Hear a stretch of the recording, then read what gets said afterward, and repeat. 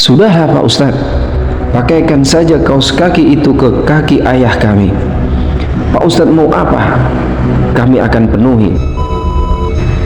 Apalagi rumah yang megah, bahkan yang Anda bangun dengan cucuran keringat, kelak tak akan bisa Anda tinggal di sana walau hanya 1 atau 2 hari saja. Ketika Anda telah menjadi jenazah, Anda akan dikeluarkan dari sana menuju liang 1 kali 2 meter.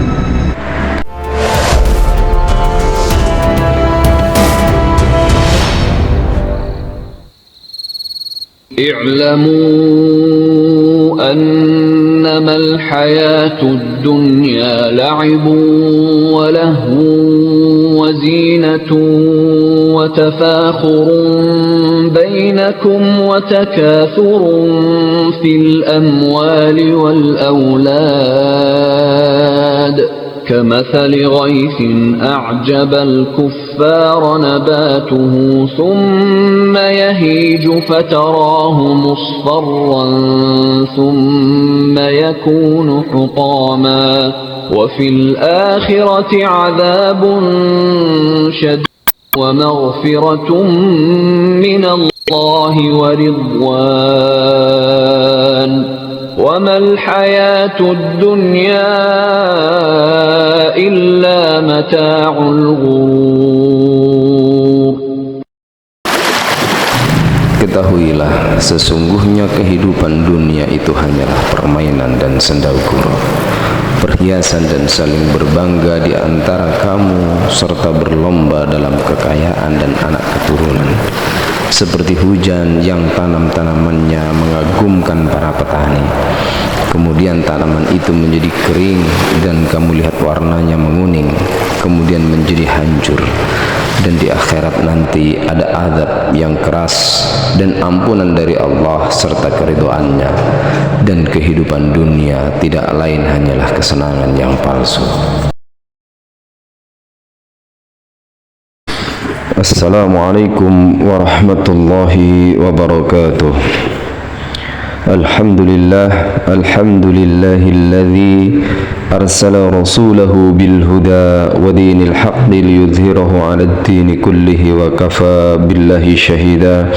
Ashhadu an la ilaha illallah wahdahu la syarika lah wa ashhadu anna Muhammadan 'abduhu wa rasuluhu alladzi la nabiyya wa la rasula ba'dah. Allahumma salli ala nabiyyina Muhammadin wa ala alihi wa ashabihi wa man tabi'ahum bi ihsanin ila yaumiddin. Faqad qala Allah ta'ala fil Qur'anil Karim, ya ayyuhalladzina amanu taqullaha haqqa tuqatih wa la tamutunna illa wa antum muslimun. Para pemirsa channel Nasihat Ulama yang dirahmati Allah, pada kesempatan ini kita akan membahas satu tema, yakni berkaitan dengan hakikat dunia. Kami ingatkan kembali bagi Anda yang belum subscribe, kami persilahkan untuk subscribe atau nyalakan loncengnya agar tidak ketinggalan update dari channel Nasihat Ulama. Kita kali ini kita awali dengan sebuah kisah. Ada seorang saudagar kaya raya, sebut saja namanya Pak Ahmad. Ia memiliki sejumlah sektor bisnis yang semuanya berjalan dengan maju dan sukses, hingga tak terhitung aset yang dimilikinya.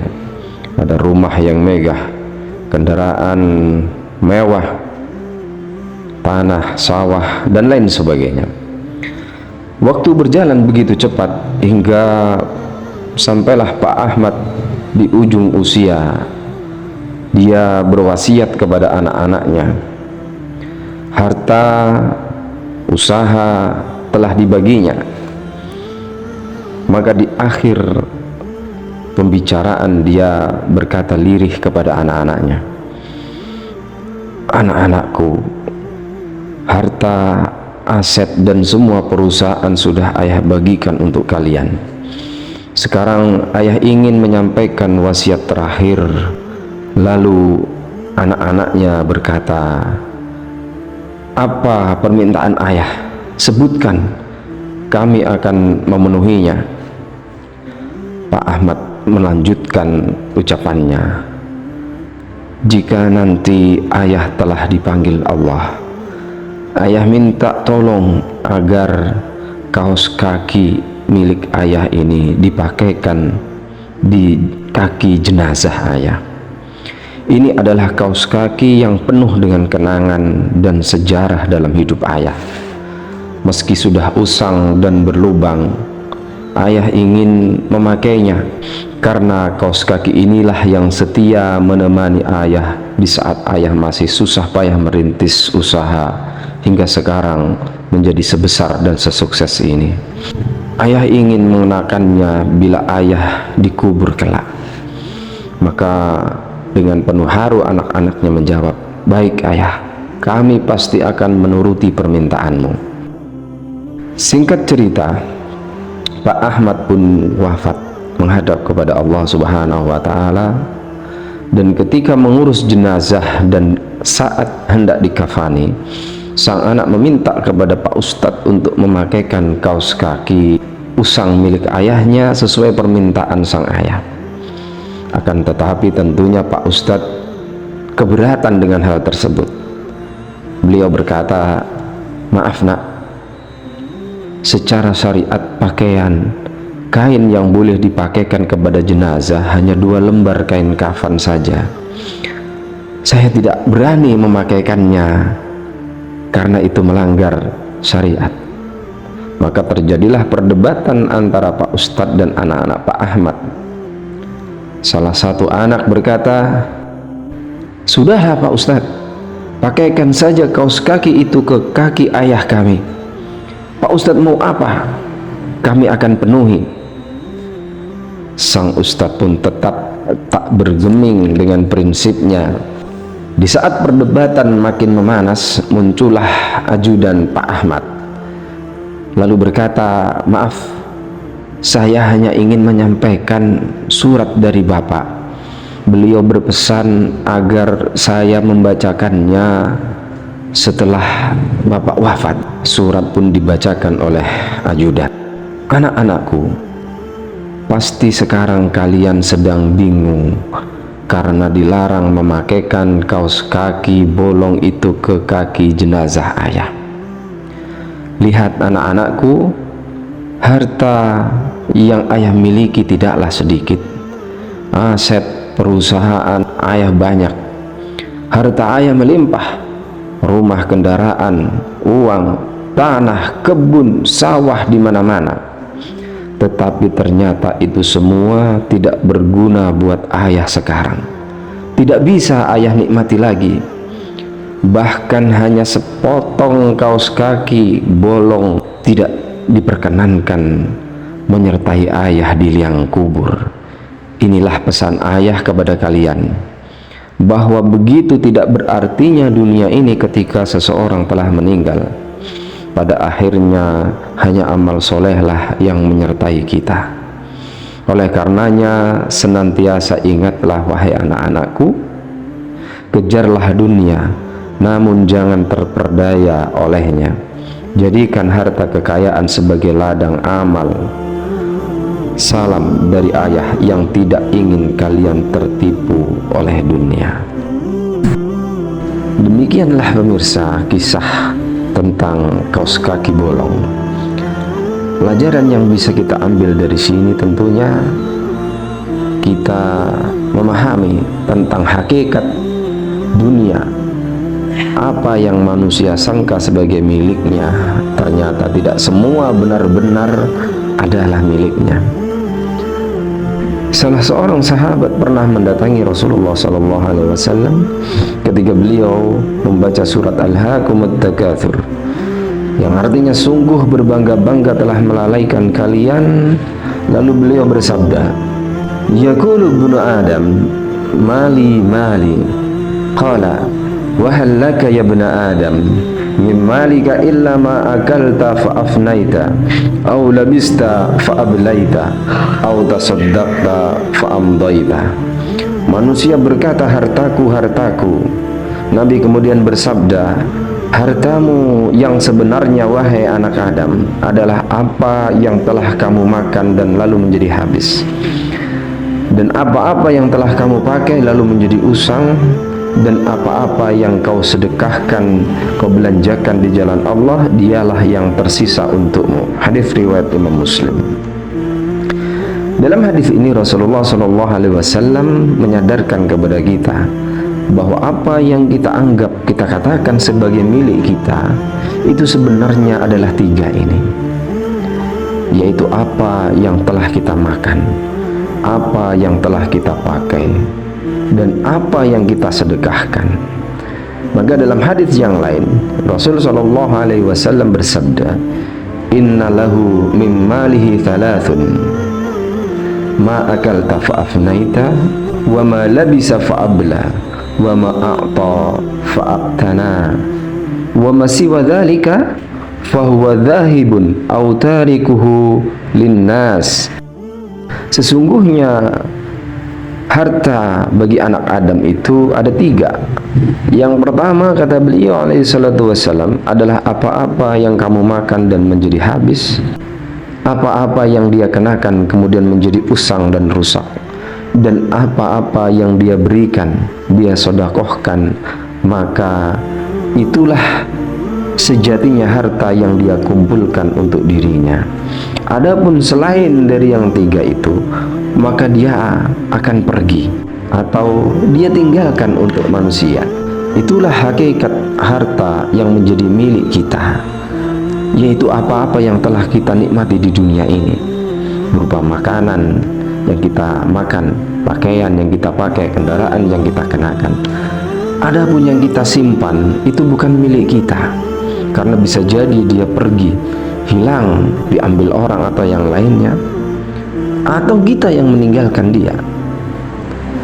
Maka apa yang menyertai kita adalah apa yang kita sedekahkan, atau digunakan untuk amal soleh, atau digunakan untuk menafkahi keluarga.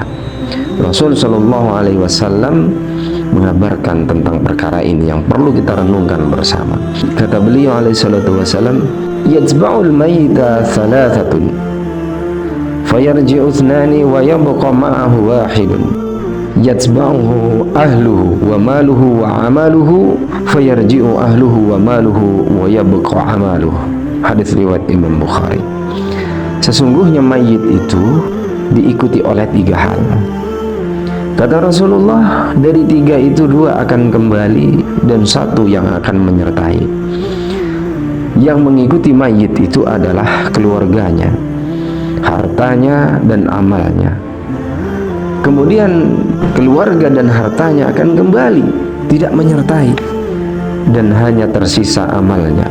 Maka apa-apa yang diklaim manusia sebagai miliknya ternyata tidak menyertai dirinya ketika dia telah masuk ke liang lahat. Apa? Kendaraan mewah yang dulu dibangga-banggakan, jangankan ikut ke liang lahat, Anda yang telah menjadi jenazah tak akan diizinkan untuk mengendarainya. Kendaraan yang mengantarkan Anda adalah keranda yang dipikul. Apalagi rumah yang megah, bahkan yang Anda bangun dengan cucuran keringat, kelak tak akan bisa Anda tinggal di sana walau hanya 1 atau 2 hari saja ketika Anda telah menjadi jenazah. Jangankan menetap dan tinggal, menginap saja Anda tidak akan diizinkan. Anda akan dikeluarkan dari sana menuju liang 1 kali 2 meter. Bahkan istri yang Anda kagumi kecantikannya dan Anda anggap setia, ternyata tidak juga mau menemani Anda. Bahkan mungkin saja dia akan dinikahi orang lain setelah habis masa idahnya. Ketahuilah, ada 2 golongan manusia dengan harta. Yang pertama, manusia yang menjadi pemilik harta. Dia adalah pemilik dan hartanya menjadi miliknya. Yang kedua, hartalah yang memiliki dirinya dan dia menjadi budaknya harta. Al-Ahnaf bin Qais melihat seseorang yang sedang memegang dirham, mata uang emas.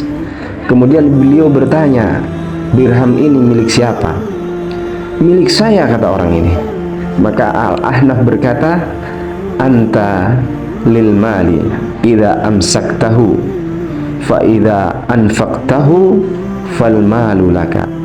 Engkau adalah milik harta jika engkau menahannya. Ketika engkau meninfakkannya, maka harta itu milikmu. Begitulah harta yang diinfakkan atau dinafkahkan, maka itulah yang menjadi milik kita. Kita tidak tertawan oleh harta tersebut dan tidak sibuk mengumpulkan dan menghitung-hitungnya. Sementara jika harta itu ditahan, hanya disimpan, maka manusia, kitalah yang menjadi budak dari harta, yang sibuk mengumpulkan, menghitung-hitungnya dan menjaganya agar tidak hilang. Allah Ta'ala berfirman, wailul likulli humazatil lumazah alladzi jama'a malau wa'addadah. Celakalah bagi setiap tukang umpat dan tukang cela yang mengumpulkan harta dan menghitung-hitungnya. Jamaah yang dirahmati Allah, bukan berarti Islam mengajarkan agar seorang muslim menjadi muslim yang menjauhi dunia, hidup dalam kemiskinan. Karena yang tercela bukan memiliki harta, tetapi yang tercela adalah seseorang mencintai dunia dan terfitnah olehnya, sehingga orang tidak menggunakan harta untuk dinafkahkan di jalan Allah atau diinfakkan untuk kebaikan. Bahkan Rasul sallallahu alaihi wasallam bersabda, ni'mal malu malul mu'min, sebaik-baik harta adalah hartanya orang mukmin. Karena harta di tangan orang yang beriman, maka dia akan digunakan untuk kebaikan, menolong orang yang membutuhkan dan kesusahan. Seperti Utsman bin Affan yang membeli dengan hartanya sumur yang kemudian diwakafkan untuk umat. Seperti Abdurrahman bin Auf yang memberikan sekantung emas sebagai bekal jihad kaum muslimin di saat kaum muslimin mengalami paceklik dan tidak memiliki bekal untuk berjihad. Berkata Ibnul Qayyim, laisa zuhd an tatraka ad-dunya min yadika wa hiya fi qalbika, wa innama zuhd an tatrakaha min qalbika wa huwa fi yadika. Zuhud itu bukan dengan cara engkau menyingkirkan harta itu dari tanganmu, tetapi dia ada di hatimu.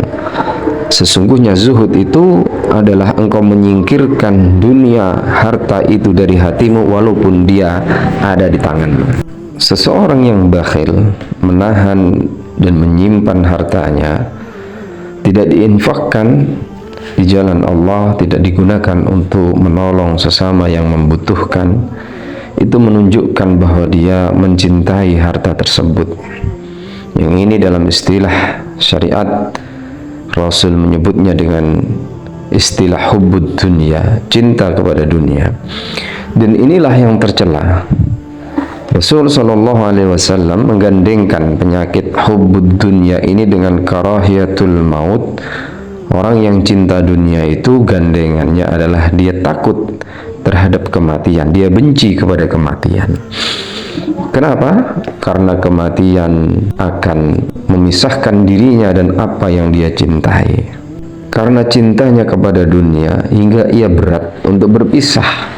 Karena sesuatu yang selalu akan dikhawatirkan oleh setiap pecinta adalah perpisahan dengan apa yang dia cintai. Ibnu Qayyim rahimahullah ta'ala berkata, muhibbud dunya la yanfakku min thalathin. Pecinta dunia itu tidak akan terlepas dari 3 penderitaan. Hammun lazim wa ta'abun daim wa hasratul la tanqadi. Yang pertama, kesedihan atau kegelisahan yang terus-menerus akan dia rasakan. Yang kedua, keletihan yang dia derita dan tak akan pernah usai. Yang ketiga adalah penyesalan yang tiada henti. Terfitnah dengan dunia, cinta kepada dunia, inilah yang dikhawatirkan oleh Rasulullah SAW. Dalam sebuah hadis beliau bersabda, "Fawallahi mal faqira akhsha alaikum. Demi Allah, bukanlah kefakiran, kemiskinan yang aku khawatirkan atas kalian.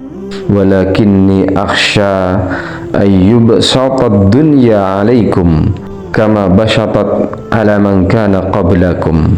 Bukanlah kefakiran yang aku khawatirkan, akan tetapi yang aku khawatirkan adalah dunia ini dibentangkan kepada kalian sebagaimana dibentangkan kepada orang-orang sebelum kalian.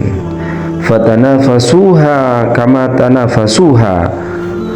Lalu kalian memperebutkan dunia itu sebagaimana orang-orang sebelum kalian memperebutkannya.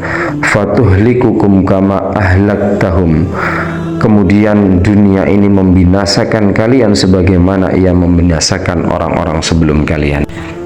Rasulullah SAW juga memperingatkan kita, inna mimma akhafu alaikum min ba'di ma yuftahu alaikum min zahratid dunya wa zinatiha. Sesungguhnya apa yang aku takutkan menimpa kalian sepeninggalku adalah dibukakannya untuk kalian daripada keindahan dunia dan perhiasannya. Hadis riwayat Bukhari dan Muslim. Rasul Shallallahu Alaihi Wasallam juga memperumpamakan, membandingkan antara dunia dan akhirat. Kata Rasulullah dalam sebuah hadis, "Mad dunya fil akhirah illa kamathali ma yaj'alu ahadukum usbu'ahu hadhihi fil yammi falyanzur bima yarji'." Perumpamaan dunia dengan akhirat adalah seperti salah seorang di antara kalian mencelupkan jarinya ke laut, maka lihatlah apa yang tersisa di jarinya ketika dia mengangkatnya. Rasul dalam hadis ini memperumpamakan bahwa dunia seperti air yang menempel di jari, sedangkan akhirat adalah samudra yang begitu luas. Dalam hadis lain, ad-dunya sijnul mu'min wa jannatul kafir. Dunia itu adalah penjara bagi orang mukmin dan surganya orang kafir. Maka dunia ini begitu tidak berharganya ketika dibandingkan dengan akhirat. Andai dunia ini memiliki nilai di sisi Allah, maka orang-orang kafir tidak akan bisa meminum air di dunia ini. Lau kanatid dunya ta'dilu indallahi janaha ba'udatin ma saqa kafiran minha syarbata ma'in. Seandainya dunia ini setara dengan satu sayap nyamuk di sisi Allah, niscaya Allah tidak akan memberi orang kafir seteguk air pun untuk meminumnya. Abu Musa al-Ash'ari meriwayatkan dari Rasulullah sallallahu alaihi wasallam, beliau bersabda, "Man ahabba dunyahu adarra bi akhiratihi wa man ahabba akhiratahu adarra bi dunyahu. Fa'athiru ma yabqa ala ma yafna." Barang siapa mencintai dunia, maka dia akan mengorbankan akhiratnya. Dan sebaliknya, barang siapa yang mencintai akhirat, maka dia akan mengorbankan dunianya. Karena itu dahulukanlah apa yang abadi di atas apa yang fana. Dalam kitab Ihya disebutkan riwayat dari Nabi Isa alaihissalam, beliau melihat dunia dalam bentuk wanita tua yang ompong dengan segala perhiasannya. Maka Nabi Isa bertanya kepada perempuan tua ini, "Berapa kali kamu menikah?" Dia menjawab, "Tak terhitung." Nabi Isa bertanya lagi, "Semuanya mati meninggalkanmu atau mentalakmu?" "Tidak satu pun, sebaliknya aku membunuh mereka semua." Nabi Isa berkata, "Betapa sialnya para suamimu yang tersisa. Bagaimana mereka tidak mengambil pelajaran dari suami-suamimu terdahulu? Bagaimana kamu membunuh mereka satu demi satu dan mereka sama sekali tidak mewaspadaimu?" Demikianlah pemirsa pertemuan kita pada kesempatan ini, pembahasan tentang hakikat dunia. Mudah-mudahan kita tidak terperdaya oleh dunia, bisa menempatkan dunia ini pada tempatnya, tidak terperdaya dan tertipu olehnya, menjadi orang-orang yang merugi dikarenakan kehilangan akhirat demi mengejar dunianya.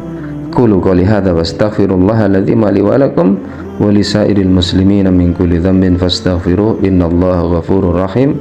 Assalamualaikum warahmatullahi wabarakatuh.